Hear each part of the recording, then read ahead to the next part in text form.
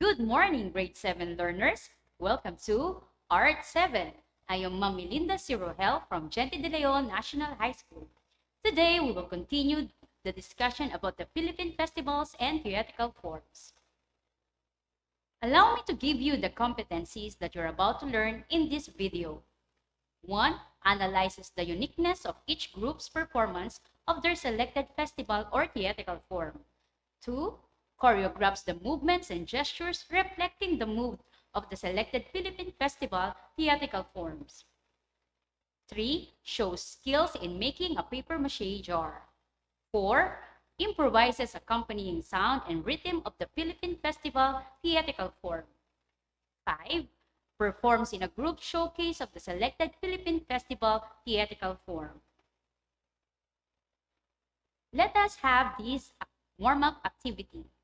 This is entitled 4 Pics, 1 Word. 4 pictures are displayed and you need to link them all with 1 word. You may write your answer in the comment box. Are you ready? You got 5 seconds to answer each item. Let us start.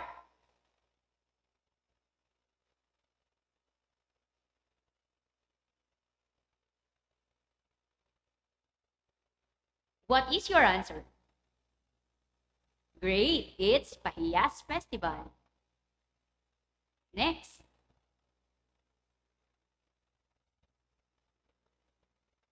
What is your answer? Very good. It's Sinulog. Next.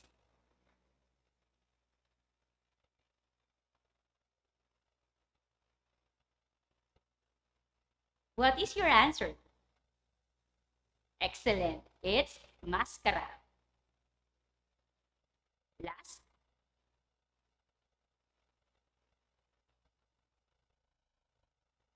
What is your answer? Excellent. It's Panagbenga. Did you get it all correct? Good job, grade 7. Let me share the culminating activity of grade 7 learners in our school, General Tiburcio de Leon National High School, last March 6, 2020. Selected learners perform in groups to showcase some of the Philippine festivals. Let us watch this.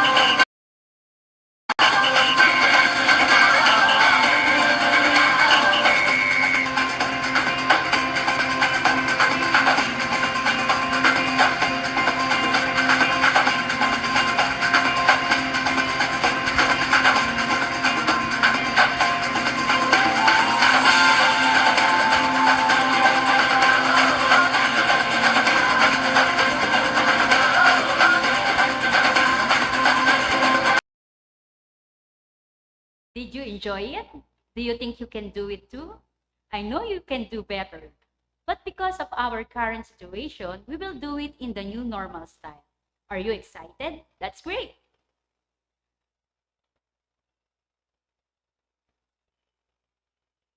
But before that, let us have this exercise.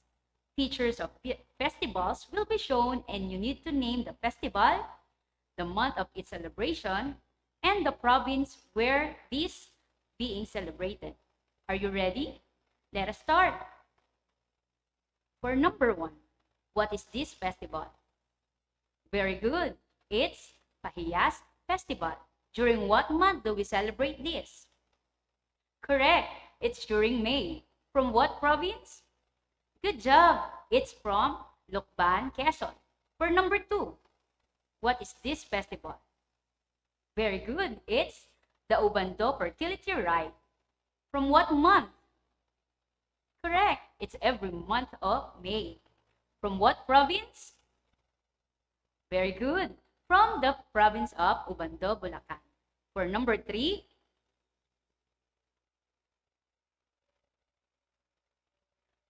what festival is this? Very good. It's Moriones Festival. During what month do we celebrate this? Correct. It's during the week of Holy Week. From what province? From the province of Marinduque. For number 4,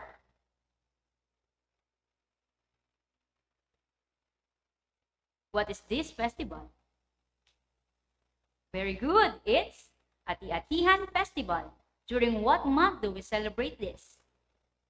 Correct. It's third week of January. From what province?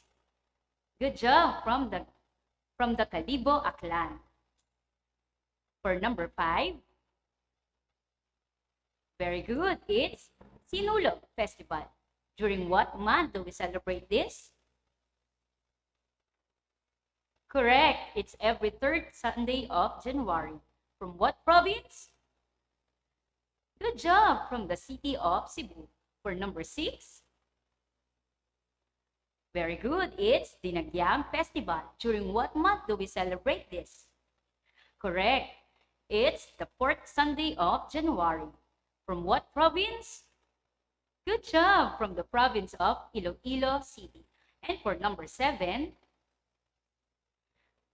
very good. It's the Santa Cruzan. Every month of May. From what province? Good job. From the different Catholic churches.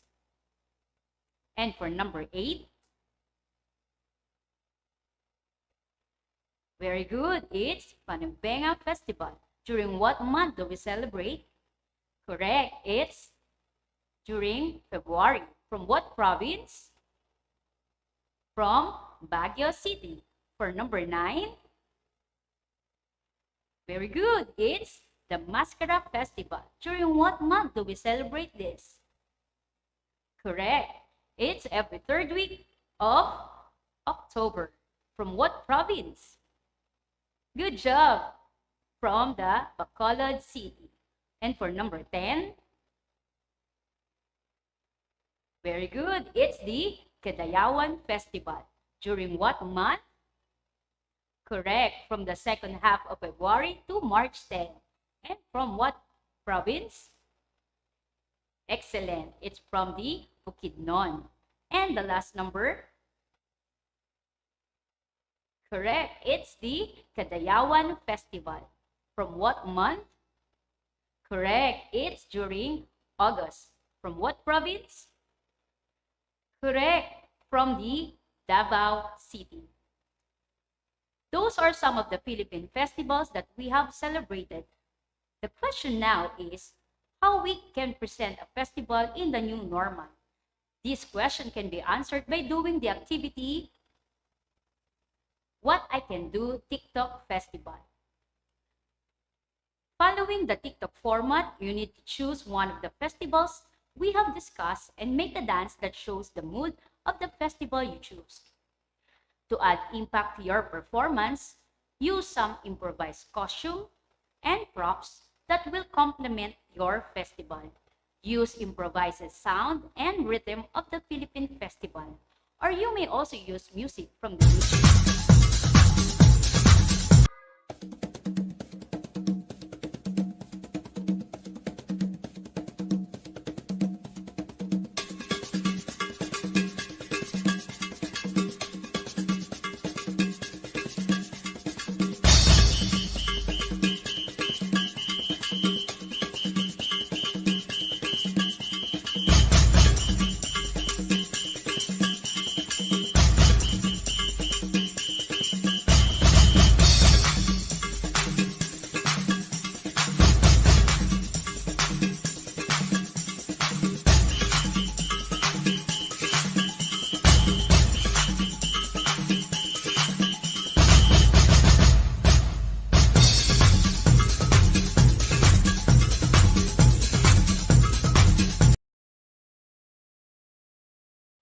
And to help you in creating your artwork, please refer to the following criteria or rubrics on how to evaluate your artwork.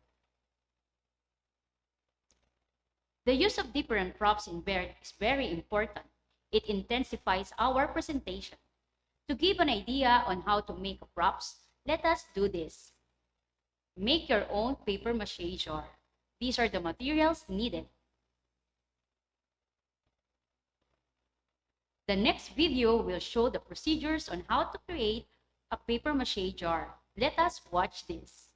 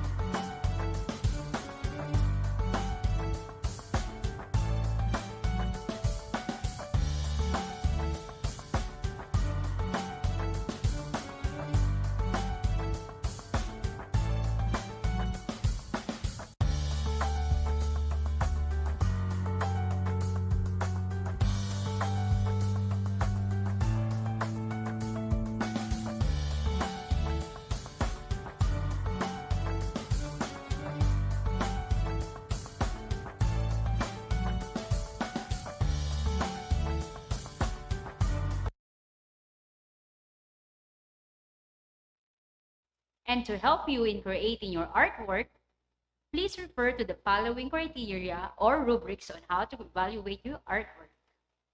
After creating your jar, submit it to your MAPE teacher. Now, you are ready to create your festival presentation. Do not forget to consider your costume, props, music, and choreographed movements and gestures. It should be connected to your chosen festival. And submit your recorded presentation to your MAPE teacher for evaluation. Enjoy doing your presentation. It will surely show to the overall look of your presentation. For your assignment, answer the assessment on page 14 in your module and send it to your MAPE teacher to be checked. To sum it up, festivals are delightful events for Filipinos since we are art-loving and fun-loving people. We love beautiful and meaningful things. Our physique is designed for our art appreciation and production. We are people with simple and natural taste for the arts. That's all for today. Again, this is Ma'am Melinda C. Rohel, your art teacher. Stay safe, everyone, and have a good day. Bye!